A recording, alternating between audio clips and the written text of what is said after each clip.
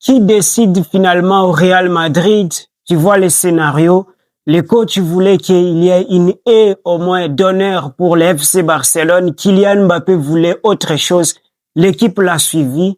Quelques heures plus tard, le coach a été licencié. Bon, je ne dis pas que c'est tel joueur ou tel autre. Nous devons réfléchir sur l'avenir du Real Madrid.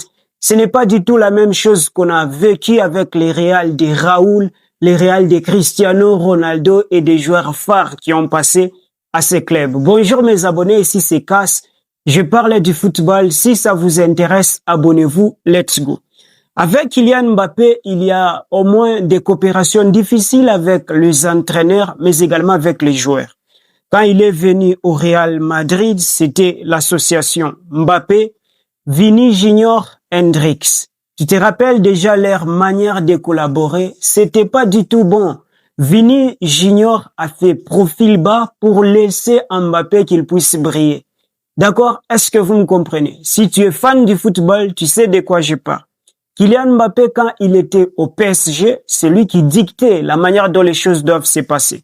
Tu te rappelles maintenant de leurs relations. Mbappé, Neymar, Messi. Messi est venu en tant que leader, mais on lui a pas donné la possibilité de s'exprimer.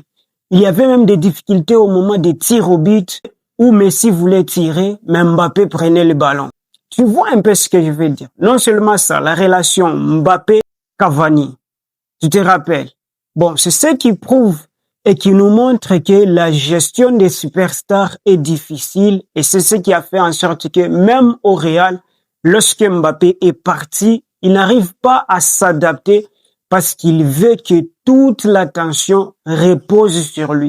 C'est difficile, c'est difficile. Je vais te donner l'historique et les saisons dont les coachs ont fait lorsqu'ils étaient aux côtés de Kylian Mbappé. C'est peu de temps, d'accord? Au PSG, Unai Emery, 2018 avec Mbappé, une saison seulement.